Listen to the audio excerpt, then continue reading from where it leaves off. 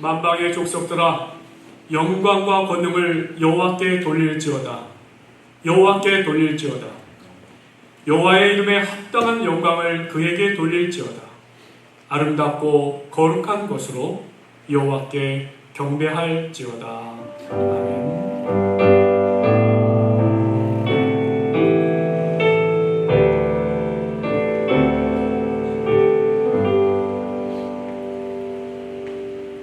다 함께 자리에서 일어나셔서 찬송가 25장 멜로랑 벗어서 찬양하겠습니다.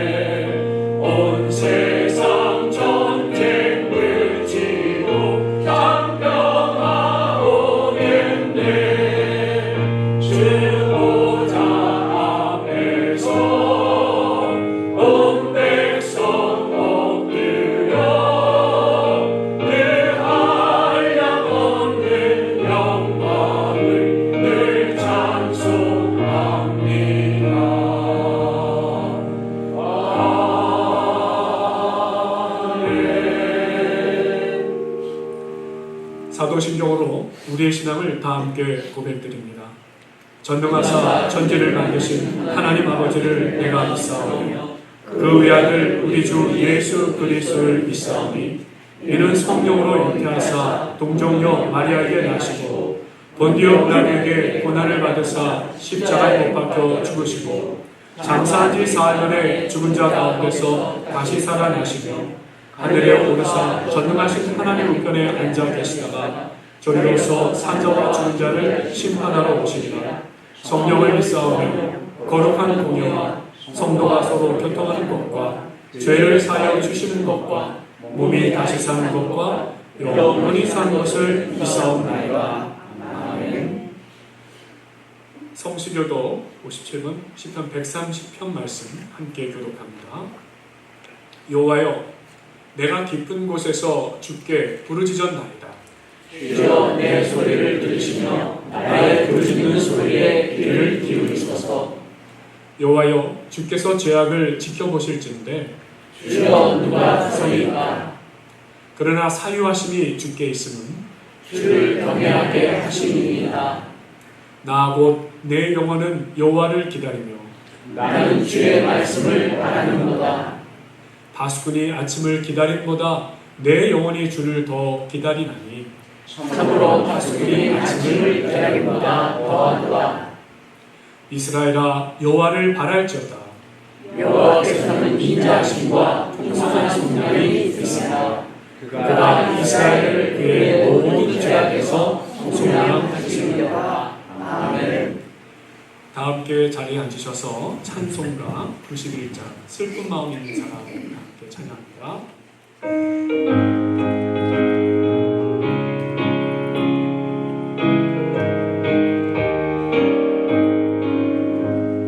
슬픈 마음 있는 사람 예수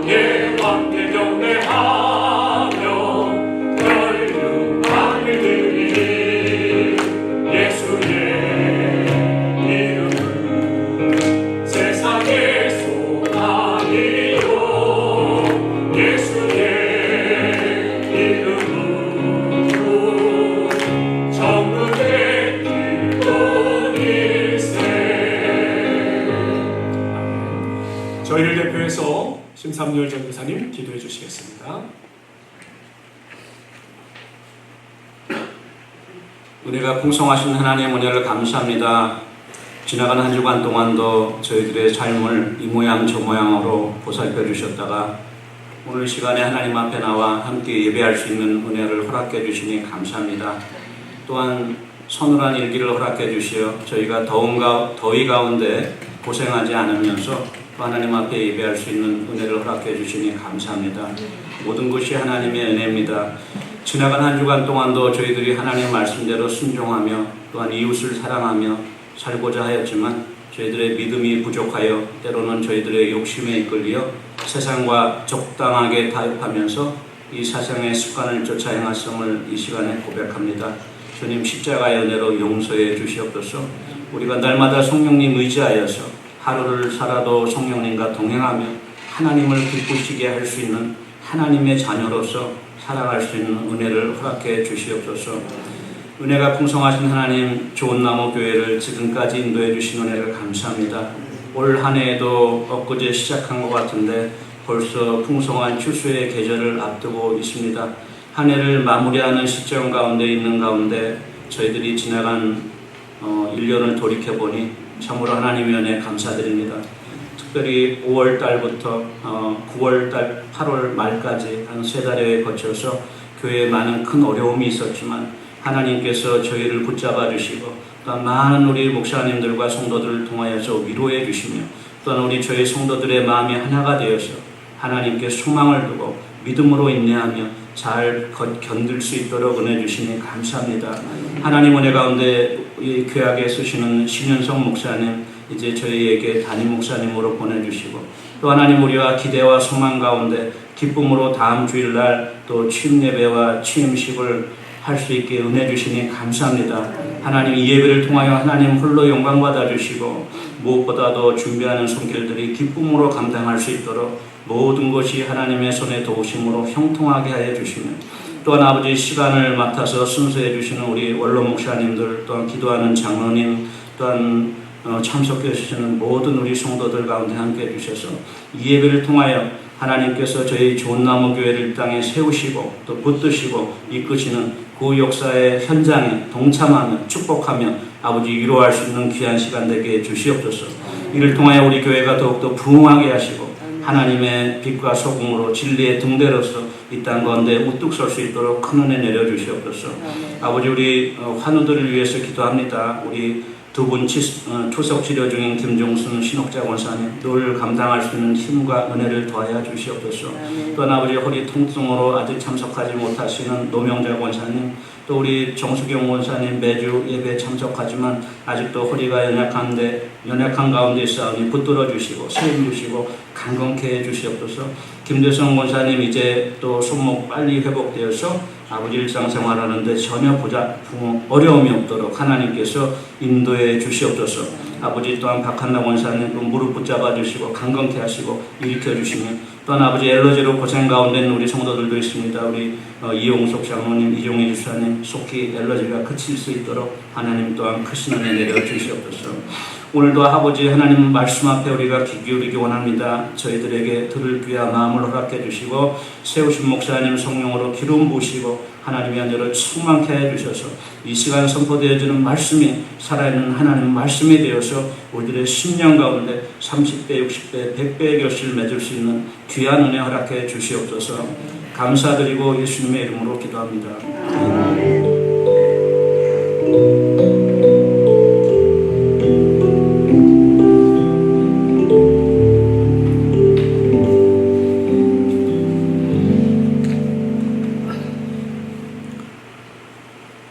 오늘 예배를 통하여 하나님께서 우리에게 주시는 말씀은 구약성경 사무엘하 24장 18절에서 25절의 말씀과 신약성경 사도행전 13장 22절에서 23절까지 말씀 두 곳의 말씀을 함께 읽도록 하겠습니다. 먼저 사무엘하 24장 18절부터 교독하도록 하겠습니다. 이날에 다시 다윗에게 이르러 그에게 아뢰되 올라가서 여부스 사람 아라우나의 타작마당에서 여호와를 위하여 제단을 쌓았소 하네. 다윗이 여호와 앞에서 명하시니라. 가세 말되고 올라가라. 아라우나가 바라보다가 왕과 그의 부하들이 자기를 향하여 건너옴을 보고 나가서 왕 앞에서 얼굴을 땅에 대고 절하며 이르되 어찌하여 내 주 여호와께서 종에게 임하시나이까 하니 다윗이 이르되 내게서 타작마당을 사서 여호와께 제단을 쌓아 백성에게 내리는 지각을 그치게 하려 함이라 하는자. 아라우나가 다윗에게 아뢰되 원하건대 내 주 왕은 좋게 여기시는 대로 취하여 드리소서. 번제에 대하여는 소가 있고 뗄 나무에 대하여는 마당질하는 도구와 소의 멍에가 있나이다. 왕이여 아라우나가 그것을 다 왕께 드리나이다 하고 또 왕께 아뢰되 왕의 하나님 여호와께서 왕을 기쁘게 받으시기를 원하나이다. 왕이 아라우나에게 이르되 그렇지 아니하다. 내가 값을 주고 내게서 살이라. 값없이는 내 하나님 여호와께 번제를 드리지 아니하리라 하고 다윗이 은 50세겔로 타작마당과 소를 사고 그곳에서 여호와를 위하여 제단을 쌓고 번제와 화목제를 드렸더니 이에 여호와께서 그 땅을 위한 기도를 들으시매 이스라엘에 내리는 재앙이 그쳤다. 신약성경 사도행전 13장 22절 23절 우리 한 목소리로 같이 한번 말씀을 읽겠습니다. 패하시고 다윗을 왕으로 세우시고 증언하여 이르시되 내가 이새의 아들 다윗을 만나니 내 마음에 맞는 사람이라 내 뜻을 다 이루리라 하시더니 하나님이 약속하신 대로 이 사람의 후손에서 이스라엘을 위하여 구주를 세우셨으니 곧 예수라. 아멘. 오늘 예배 참여하신 여러분 모두를 주님의 이름으로 환영합니다. 함께 좀 환영 인사 나누는 시간 좀 가질까요? 오늘은 좀 이렇게 좀 두 분이 좀 한번 또 눈을 좀 마주쳐 보시겠습니까? 그런데 두 눈 부릅뜨지 마시고 약간 개심치레하게 좀 쳐다보시고 개심치레하게 쳐다보시면서 이렇게 한번 고백해 볼까요? 해같이 빛나십니다. 해같이 빛나십니다. 눈이 부셔서 제대로 쳐다보지 못하세요. 눈동자는 별과 같이 빛나십니다. 다시 한번 예배로 모이신 사랑하는 성도 여러분 주의 이름으로 환영합니다. 감사합니다. 정말 모이셔서 함께 밝게 웃으시는 모습에 얼마나 밝은 빛이 느껴지는지 모르겠습니다. 주님께 감사드리고요. 우리 교회 소식을 같이 나누기 원하는데 예배 주중 예배 우리 수요예배로 모이던 시간이 이제 곧 다가오겠지만 지금은 잠시 중단 중에 있는 거 말씀드리고요. 새벽 예배는 온라인으로 화요일부터 금요일까지 4일간 온라인으로 주어지는 거 기억하시고 또 같이 새벽에 일어나셔서 말씀으로 같이 시작하셨으면 좋겠습니다. 자, 우리 전사님도 기도 중에 계속 언급하시지만 이제 다음 주 10월 5일은 좋은나무 교회가 올해가 10주년이죠. 예, 10주년을 맞이하면서 또 제1회 담임 목사 취임식을 갖는 날입니다. 그래서 우리 성도님들 10시에 주일 예배로 이렇게 습관처럼 모이시잖아요. 모이시고 그 다음에 끝나자마자 이 자리에서 취임식을 이어서 가도록 하겠습니다. 그러니까 성도 여러분들은 다음 주에 몇 시까지 교회로 오시면 됩니까? 10시 예배. 10시 예배에 오신다 생각하시고 그 다음에 하나님께서 우리 교회 허락하신 귀한 잔치를 함께 나눈다 그렇게 생각하시면 좋겠습니다. 또 취임식 축가를 위한 준비가 있습니다. 그래서 우리 찬양대 연습이 신교후에 있으니까 기억하시고 모여주시길 바라고요. 주보에 실린 기도 제목 성도 여러분 우리 새벽 기도회 때도 같이 나누지만 가정에서 각자 기도하실 때 우리 교회를 위해서 같이 열심히 기도해 주시길 바랍니다. 주보에 실린 기도 제목 함께 중보 기도 제목이고요. 우리 교우님들 전화번호 또 주소 변경되신 분은 이제 우리 교인 교적 그걸 정리해서 이제 교인 주소를 다시 또 업데이트할 예정이기 때문에 꼭 좀 알려주시기를 바랍니다.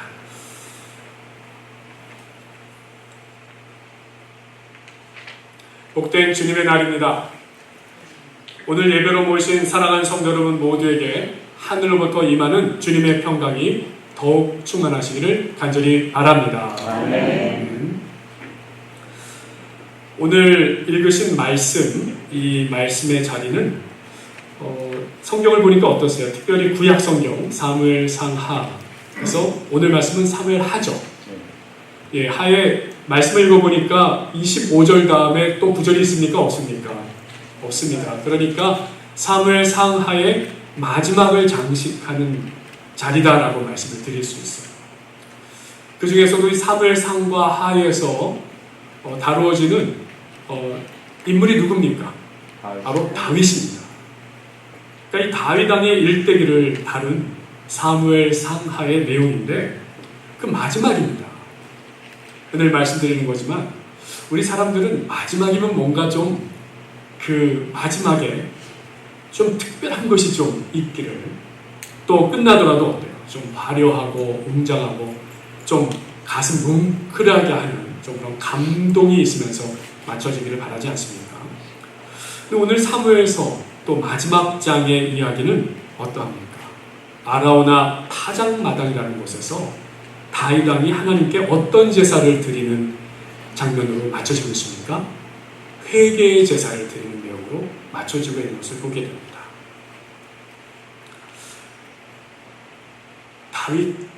다윗의 온 일생을 그야말로 그냥 한 단어로 다윗은 어떤 사람이다라고 표현한다면 성도 여러분, 다윗을 어떤 사람이라고 말씀하겠습니까? 어쩌면 이것은 한 목사의 주관적인 말씀일 수도 있지만 저는 다윗을 한마디로 표현하고 싶은 것이 있어요. 뭐 다른 인물 생각해보세요. 아브라함, 우리 보통 믿음의 조상이라는 나름대로의 대표적 성격을 나타낸 사람. 또 노아, 순종의 사람. 사도 바울은 선교의 사람. 이처럼 뭔가 그 인물 그러면은 떠오르는 아주 중요한 그 주제가 있어요. 그 사람을 대표하는 주제가 있어요. 다윗은 어떤 사람일까? 저는 성도 여러분들께 말씀드립니다. 다윗은 회개의 사람이었습니다. 회개의 사람이었습니다. 오늘 함께 읽으신 이 다윗의 이야기가 앞으로 세상에 펼쳐질 그 예수 그리스도의 구원 역사가 펼쳐질 얼마나 중요한 장면인지를 모르겠어요. 그 중요한 장면을 이루기 위해서 다윗이 인생의 마지막 때에 하나님 앞에 드린 것이 무엇인가? 오늘 다윗의 삶을 통해서 하나님 관계의 핵심의 세 번째 말씀 자리인데요. 바로 이 회개에 대한 말씀을 나누기를 원합니다. 첫 번째로 나누기 원하는 것은 다윗은 어떤 인생을 산 사람입니까에 대해서 우리가 한번 정리해 봤으면 좋겠습니다. 다윗이 몇 세까지 살았습니까? 70세까지 살았습니다. 70세. 근데 다윗의 일대기를 정리해 보니까 약간 흥미로운 것은 10년의 단위로 다윗의 인생이 이렇게 정리되는 것을 보게 돼요. 한번 제가 말씀을 드려볼 테니까 들어보세요. 태어나서 10년까지, 한 10살이 될 때까지 베들레헴 출생이었죠. 그리고 아버지 이새의 8자녀 중에 막내 아들로 태어나서 자라면서 어느덧 양치는 것을 배운 양치기 소년이었습니다. 10대 때였어요. 15살이 되었을 때 사무엘로부터 왕으로 기름 부음을 받게 돼요. 그리고 저는 20대 때 또 뭘 합니까? 골리앗 전투에서의 승리를 만나요. 그리고 사울이 왕이었을 때 딸 미갈과 결혼을 시켜서 사위가 됩니다. 20대가 되었을 때는 사울의 시기와 미움으로 인해서 한마디로 죽을 고생을 하게 되죠. 유대 광야에서 4년, 블레셋 땅에서 3년을 지내면서 죽음의 고비를 얼마나 많이 넘겼는지 몰라요. 30대가 되어서는 30살 되었습니다. 사울 왕이 죽고 왕위로 즉위하여서 7년 6개월 동안 헤브론에서 통치를 하게 됩니다. 그리고 30대 후반에 시작되었던 이 유다 예루살렘에서의 통치가 40대에서 이제 본격화되면서 33년 동안에 그야말로 이스라엘 통일 왕국의 기반을 다진 일을 하게 되죠. 그게 40대에 또 왕성하게 이루어집니다. 그런데 50에 접어들면서 어떤 일이 벌어집니까? 하나님 앞에 큰 죄악을 저지르고 그 후유증으로 고생을 하게 되죠. 아람 전쟁에 부하들을 병사를 보내놓고선 그야말로 왕궁에서 혼자 거닐다가 밧세바에게 그야말로 뭐라고 할까요? 마음의 욕정이 생겼어.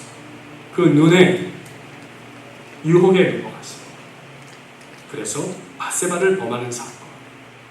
하나님께서는 참으로 그 죄로 인하여 낳은 아들도 죽게 되는 고통을 다윗에게 안기시잖아요.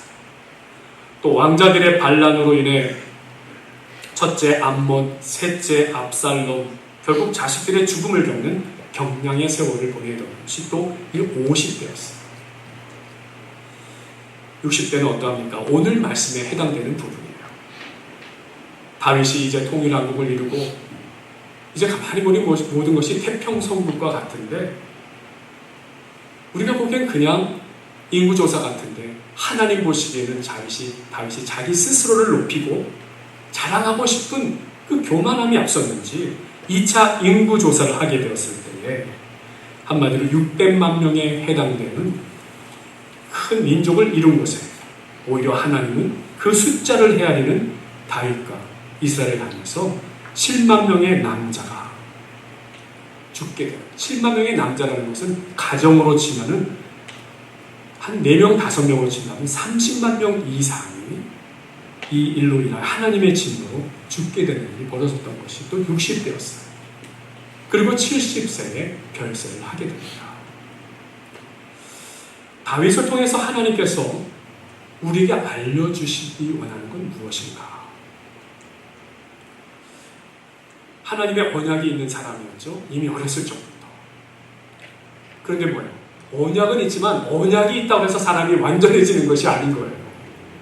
하나님의 언약은 있으나 완전하지 않은 사람, 여전히 인간으로서 죄에 취약한 모습으로 삶을 살아가는 것.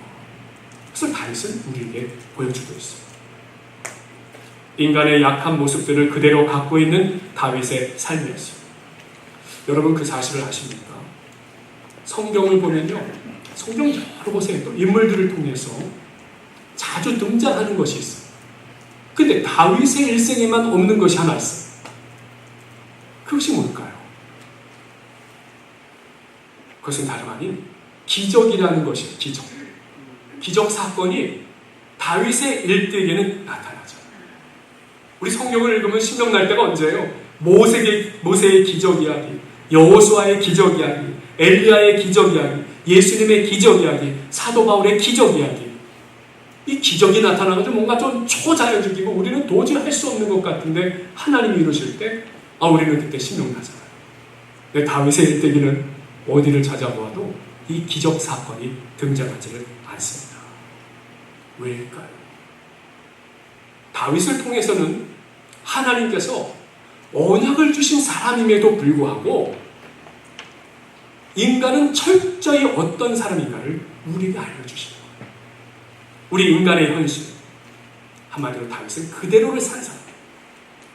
인간의 연약함, 약점, 그야말로 실존을 껴안고 산 사람이라는 거죠. 그럼에도 다른 점은 뭡니까?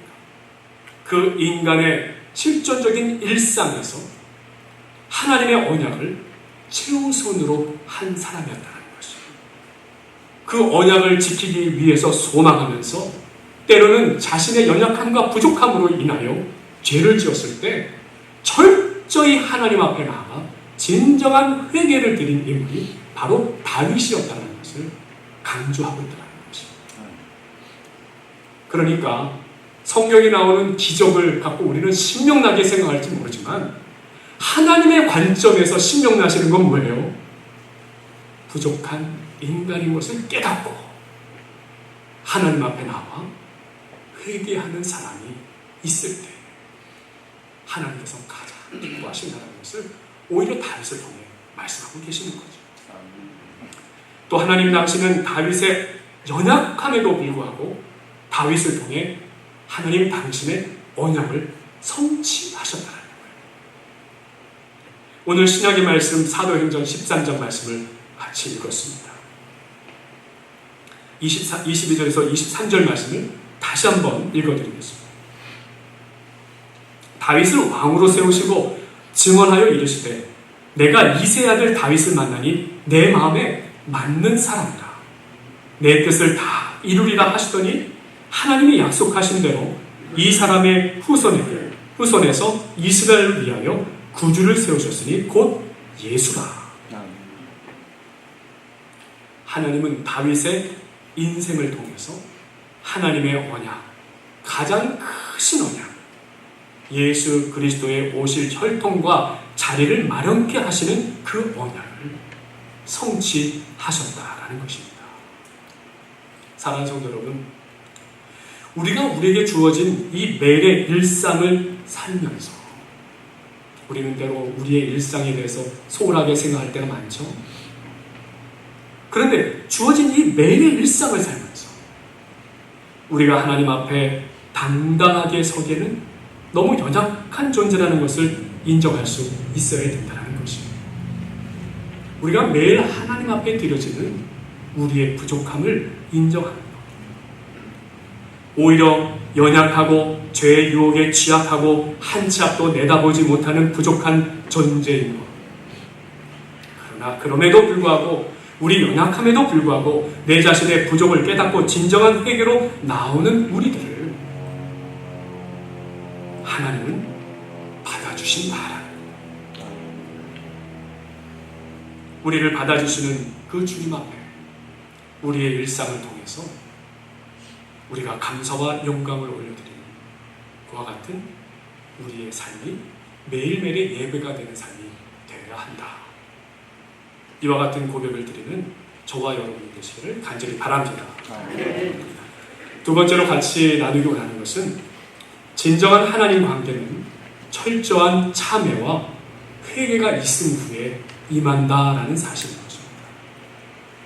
오늘 사무엘상 24장의 말씀 이야기는요, 다윗이 자신의 치적을 드러내고 싶은 교만과 욕심, 어리석은 마음에 이 백성을 조사한 일로 인하여서 하나님께서 이를 악하게 여기시고 이스라엘 향하여 진노하신 내용이잖아요.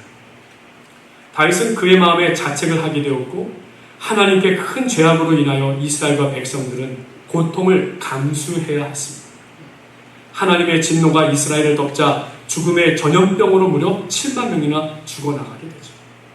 그런데 이 끔찍한 재앙을 멈추게 했던 동기는 무엇인가? 어디에 있는가? 그것은 바로 참회하고 회개하는 마음으로부터였다라는 것입니다. 하나님의 재앙이 멈춘 것은 다윗이 회개할 때 이루어졌다는 얘기죠. 자신의 잘못을 고백하고 백성들이 당하는 고통을 자기와 자기의 집에 돌려달라는 간곡한 기도에서 이루어진 일입니다. 톨스토이의 고백입니다. 성자일수록 자신을 죄인의 개수라고 생각하고 도덕적으로 겸손하게 살며 적당하게 나쁜 사람은 자신은 다른 사람과 비교해서 별로 나쁘지 않다라고 생각하고 제일 악한 사람은 내 마음대로 사는 것이 곧 바로 사는 것이다 생각하고 산다라고 톨스토이도 그렇게 이야기합니다. 우리가 우리의 잘못과 죄를 깨닫고 참회하고 회개할 수 있는 것, 이것은 인생의 가장 중요한 것이라고 말씀드릴 수 있습니다. 그런데 뭡니까? 그렇게 쉽지가 않습니다. 왜냐하면 우리 삶에 너무나 유전적으로 이미 죄된 마음이 우리 몸속 깊이 자리를 잡고 있고 우리도 모르게 습관적으로 악의가 보편적으로 우리 삶 속에 자리 잡고 있고 나뿐만 아니라 내가 애를 써도 또 누군가가 그런 어떤 악한 모습으로 대응하고 찾아오고 그런 세상 속에 살기 때문에 참 우리가 어쩌면 주님 앞에 늘 참여하고 회개할 수 있는 것 그렇게 쉽지는 않은 것 같습니다. 미국의 한 심리학자가요 이런 조사를 했어요. 사회적으로 유명하고 존경받는 도덕적인 사람들에게 갑자기 문자를 보내봤어요. 도망가라. 모든 것이 폭로되었다.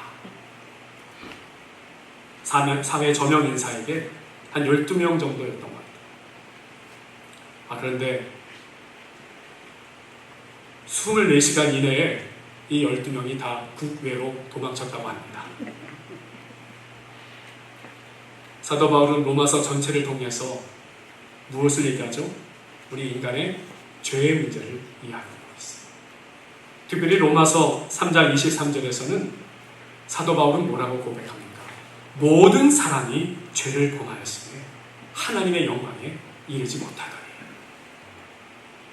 대부분 어떤 사람이라고 하지 않아요. 어떤 특정 지역의 사람, 어떤 특정 색깔의 사람 아닙니다. 모든 사람이라고 일컫습니다. 이 말씀은 곧 누구를 포함한 이야기입니까? 나를 포함한 말씀인 거죠. 우리 모두 예외일 수 없다라는 것입니다. 모든 사람이 죄인자는 것입니다. 이것이 성경이 말하는 우리의 정체성을 말씀하고 있는 것입니다. 근데 결국 하나님 앞에 나가기 위한 삶에 다윗의 노력은 무엇이었는가? 다윗은 그가 지은 시편에서도 많은 고백을 드리고 있습니다.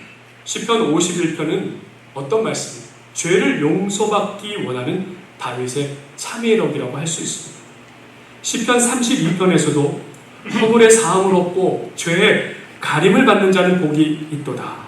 마음에 간사가 없고 여호와께 정죄를 당치 않는 자가 복이 있도다 라고 고백하고 있는 것입니다. 이처럼 우리의 실존, 우리의 정체성은 이 죄의 문제를 하나님 앞에서 해결받는 것.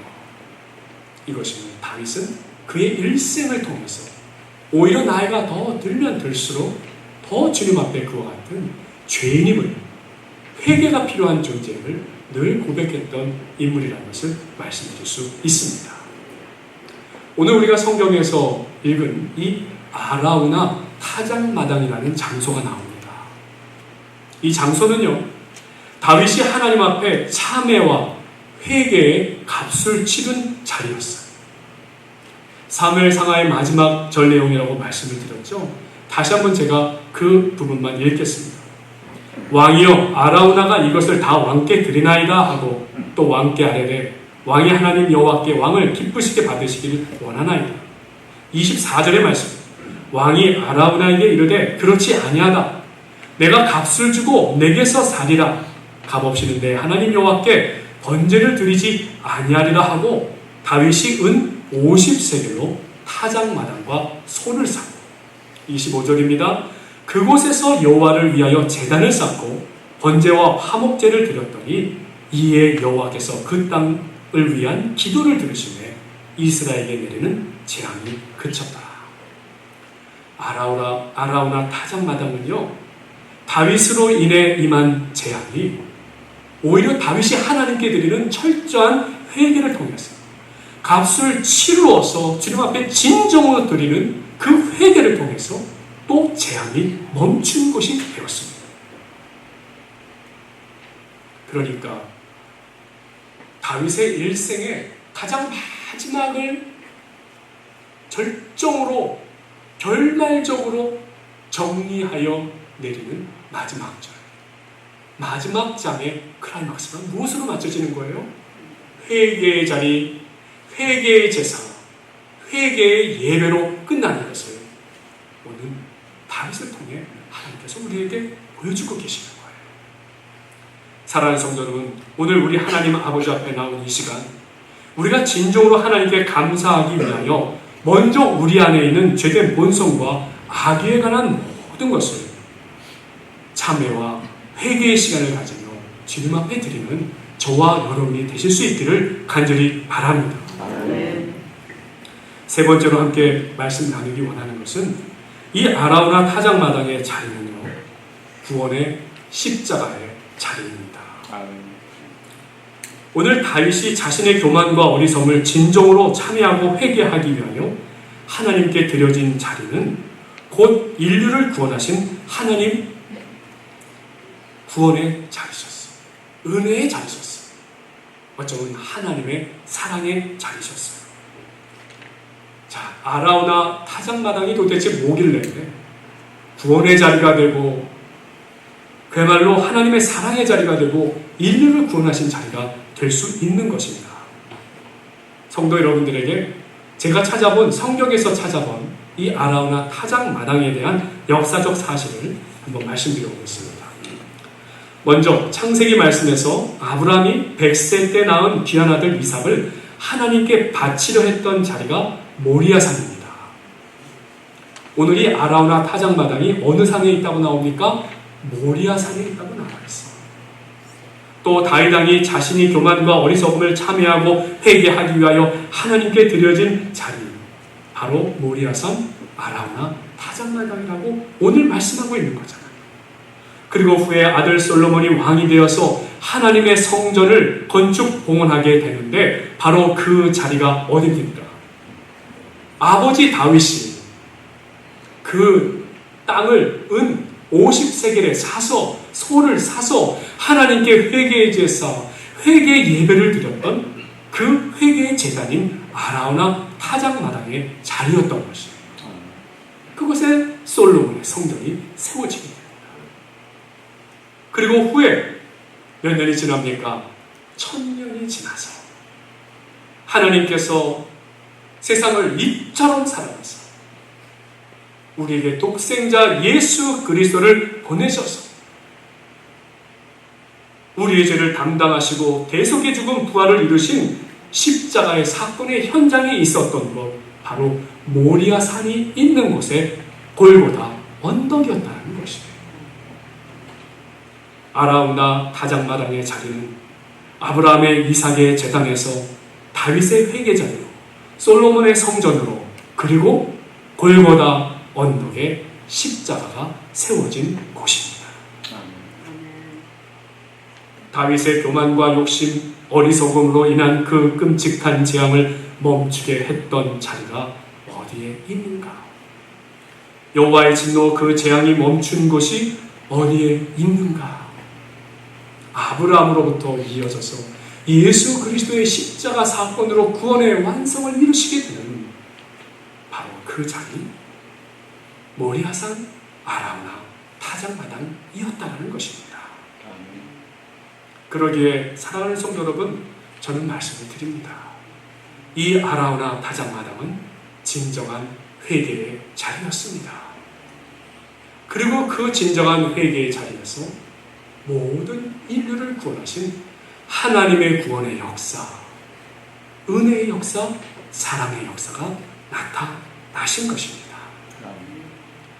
오늘 말씀에서 다윗은 죄를 사함 받고자 치룬가 은 50세겔 그것으로 타작 마당과 소의 값을 치루었다라고 말씀하죠. 근데 생각해 보세요. 다윗은 일회적으로 그 값을 치루어서 자신의 죄를 회개받고 용서받고 그리고 백성들에게 임한 진노를 그치게 하는 일을 할 수 있었어요. 그런데 1000년 후에 그 자리에서 우리의 죄를 사하시기 위한 예수 그리스도께서 십자가의 값을 치르셨는데 이 값은 어떠합니까? 예수 그리스도께서 감당하신 십자가의 사랑과 은혜의 값은 사실상 이례적이지를 않지요. 그것은 영원한 것입니다. 그리고 또한 다윗처럼 은 50세겔에 살 수 있는 것이 아니라 돈 주고 살 수 없는, 영어 표현으로 뭐라고 말하죠? priceless.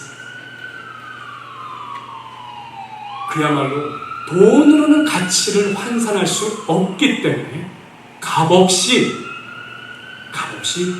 우리에게 허락하신, 그 또한 영원토록 우리의 삶이 이어지고 우리의 삶이 계속되는 동안 하나님께서 끊임없이 베풀어지는 사랑과 은혜의 가치라는 것입니다.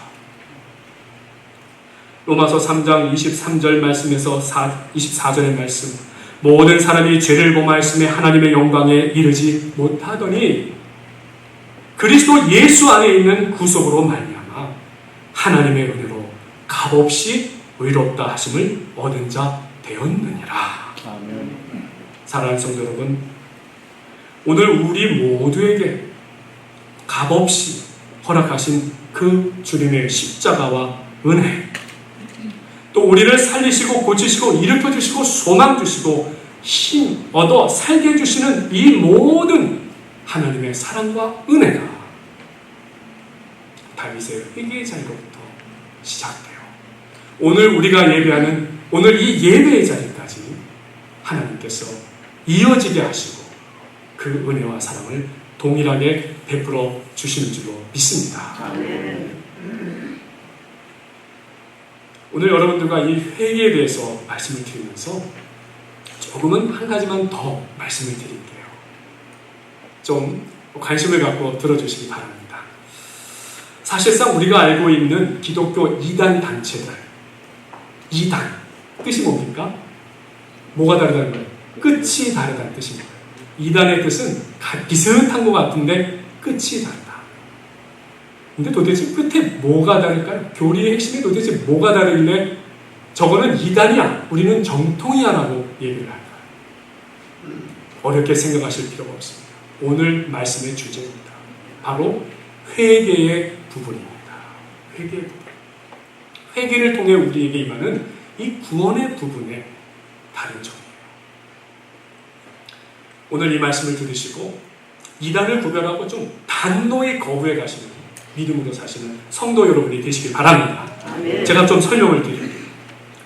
이 회개를 이룬 성경의 인물들을 보면은 야곱, 다윗, 바울, 아브라함, 엘리야, 한마디로 모든 인물들 다 자신의 약함이 있었어요. 그 놀라운 초자연적 하나님의 역사를 나타내도 다 약함이 있었습니다. 때로는 불순종하기도 했습니다. 욕망으로 인해 치우쳤다가 한마디로 돌이키는 이야기들이 성경에 얼마나 많이 나오는지 몰라요. 그런데 어떤 인물을 보아도 일회적으로 한 번 회개하고 끝난 인물이 없어요. 대부분 보면 아브라함도 바로에게 거짓말했다가 한 번이면 족할 텐데 나중에 또 어떻게 됩니까? 또 바로에게 가서 똑같은 거짓말을 하는 장면이 반복되는 것을 보게 돼요. 성경의 인물들을 보면요, 분명히 우리에게 주고 있는 놀라운 교훈은 뭐냐? 우리는 연약하기 때문에 죄를 반복한다는 거예요. 그렇기 때문에 회개는 이례적인 것입니까? 아니면 우리의 삶 가운데 계속 지속되어야 될 것입니까? 예, 반복돼야 되고 지속 가능해야 된다는 것이죠. 이러한 우리의 신앙을, 우리의 회개의 신앙을 강조한 인물이 마틴 루터 사도가.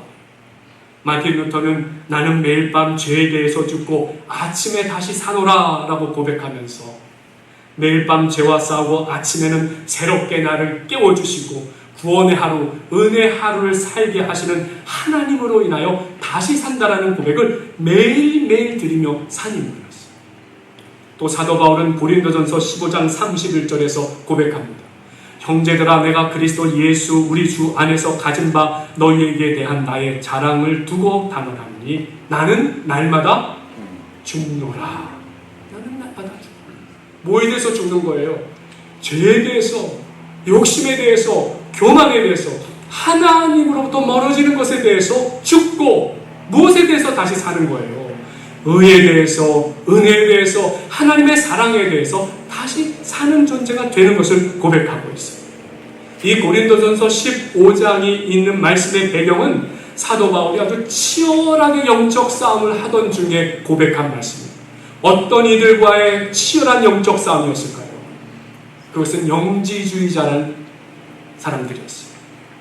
여러분, 이 영지주의자가 오늘날 여러분이 이단이라고 알고 있는 통일교니, 신천지니, 또 뭐 있습니까?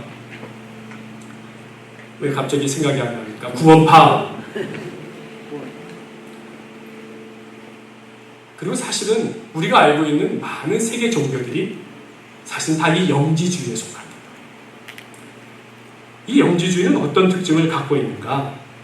그야말로 헬라 철학으로부터 영향을 받아서 이들은 우리의 영은 영만 선하다고 생각합니다. 그리고 하나님이 창조하신 이 육체는 이거는 썩어 뭉그러질 부패한 것이기 때문에 앞으로 버려질 것이라고 생각합니다. 그래서 어차피 버려질 것, 이것이 육체가 다시 부활하는 육신의 부활을 믿을 수 있을까요? 없을까요? 믿을 수가 없어요. 영만을 강조하고 육신은 더럽고 추악한 것이니 버려져야 할 것이라고 생각하니 예수 그리스도의 육신의 부활도 믿을 수가 없게 되었습니다. 더 나아가서 영지주의자들이 갖고 있는 특징, 그와 같이 영혼의 깊은 깨달음을 가진 그야말로 영험한 깨달음이 있는 지도자를 따르는 특징이에요.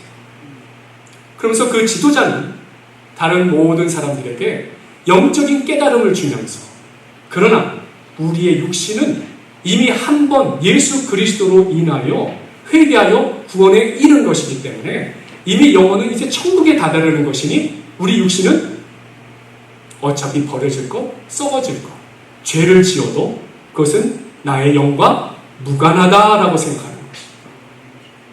그래서 이단자들이 가지고 있는, 이단 종교 지도자들이 가지고 있는 무서운 게 뭐예요? 권력, 또 정욕, 그리고 여러 가지 물욕, 이 모든 것을 반윤리적인 것을 사용해서라도, 사람을 죽여서라도, 채우고 살아도 상관이 없다라고 생각하는 것이죠. 우리가 아는 한국에서 벌어졌던 이 이단에서 집단 자살 이야기를 들으시잖아요. 또 이단에서 어떤 무슨 주가 조작으로 인해서 국가 범죄를 저지르는 이야기를 듣잖아요.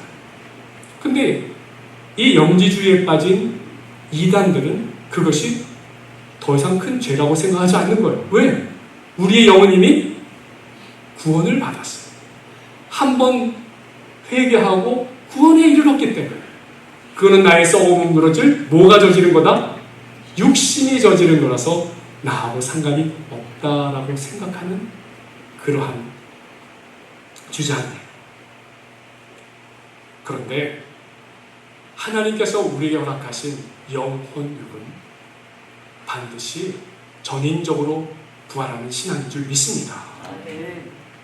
그리고 우리의 영이 성결하고 성화된 삶을 사는 것처럼 하나님이 허락하신 우리 육신이 후퇴하고 약해지고 노화되더라도 하나님께서는 전인적으로 성화된 삶을 살아가는 우리의 삶이 되기를 간절히 바라시는 줄 믿습니다. 그러니까 우리가 영지주의라고 하는 영혼만을 강조하고 영혼한 존재만을 따르며 육신에 나타난 여러 가지 죄악된 일에 눈 감고 반윤리적으로 살아가는 것을 우리에게 괜찮다라고 얘기하는 구원파 논리나 통일교 논리나 신천지 논리에 우리가 결코 물들어서는 안 되겠습니다. 철저히 배격해야 될 줄로 믿습니다. 오히려 영혼육을 통해 전인적인 삶 속에서 매일매일의 우리의 약함을 고백하면서 주님 앞에 회개하고 날마다 죄에 대해서 죽고 다시 의에 대해서 사는 신앙으로 살아가는 저와 여러분이 되시기를 간절히 바랍니다. 오늘 말씀을 정리합니다. 하나님 관계의 핵심 세 번째 말씀은 바로 다윗의 이야기를 통해서 회개에 대해서 나누었습니다. 이 회개는 한마디로 하나님 관계에 있어서 너무나 소중한 부분입니다. 이 회개가 우리 삶에 없다면 우리는 얼마나 소망 없는 존재이겠습니까? 그러나 하나님께서 우리에게 회개에 이르는, 회개를 통해 날마다 구원에 이르는 여정을 살게 해주신 그 사랑과 은혜로 살아가는 것, 다시 한번 주님께 감사와 영광을 올려드립니다. 회개를 부끄러워하거나 소극적으로 생각하지 마시고 날마다 주님 앞에 용서를 구하고 불쌍히 여겨주셔서 기도하며 정직한 기도로 진정한 회개의 제사를 드리며 주님 앞에 나가는 저와 여러분이 되시기를 간절히 바랍니다. 기도하겠습니다. 하나님 아버지, 하나님과의 관계의 핵심, 그 모든 것은 우리를 살리시기 위한 하나님의 은혜요, 예배의 자리요, 또한 회개의 자리임을 주님 앞에 고백드립니다. 하나님의 우리를 이렇게 사랑하여 주셔서 내가 하나님을 사랑한 것 아니라 하나님이 나를 사랑하여 주셔서 살리시기 위해 아버지 하나님 이토록 부어주신 주님의 은혜를 생각하며 우리가 더욱더 그 은혜를 사모하고 우리가 드리는 이 예배 자리에 나와 기도 말씀으로 주님 앞에 고백하고 무엇보다 늘 날마다 회개하고 주님 다시 부어주시는 용서와 은혜와 사랑을 덧입고 살아가는 저희 모두가 될 수 있도록 인도하여 주시옵소서. 모든 것 감사와 영광을 올려드리며 예수 그리스도의 이름으로 기도하옵나이다. 우리 찬송가 305장 함께 드리시겠습니다.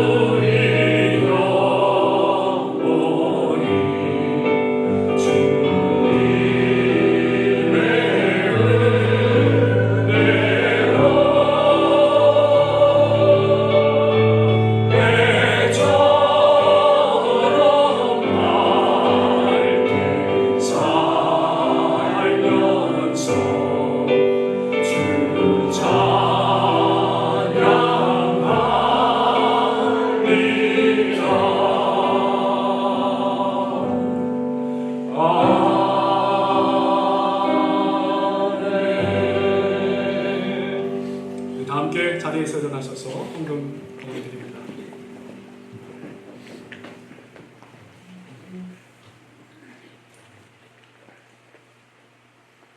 우리 함께 찬양하시겠습니다. 우리에게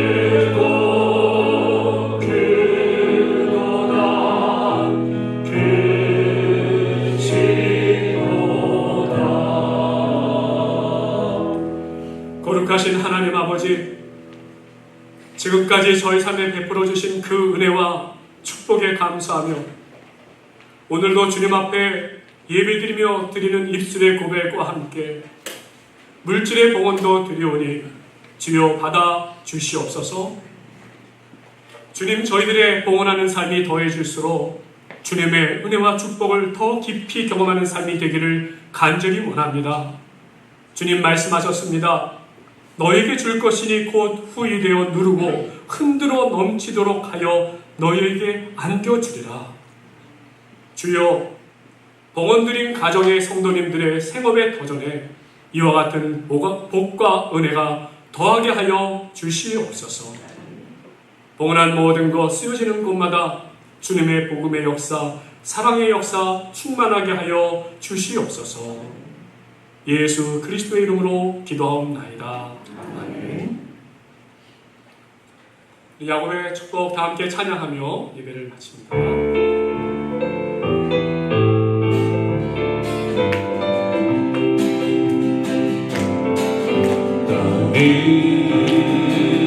한장나만 모든 나무 가지에 푸른 열매처럼 하나님의 귀한 축복이 삶을 가득히 넘쳐날 거야.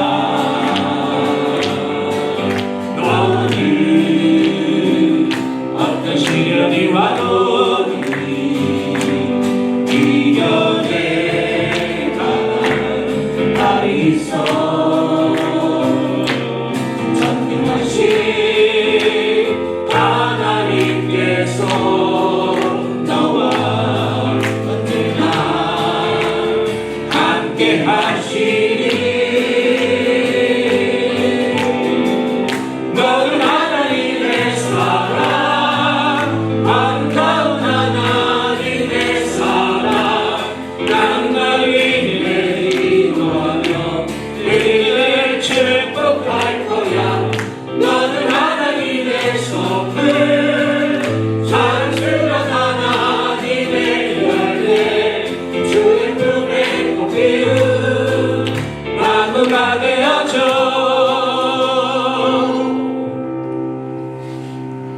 지금은 우리 주 예수 그리스도의 크신 은혜와 하나님 아버지의 그 크신 사랑하심과 성령의 감화감동 교통하심 주의 성도들의 그 가정 자녀 손들에 이르기까지 좋은 나무 교회와 세계 흩어져 복음 전하는 모든 교회 위에 영원토록 함께 하옵시기를 간절히 축원하옵나이다.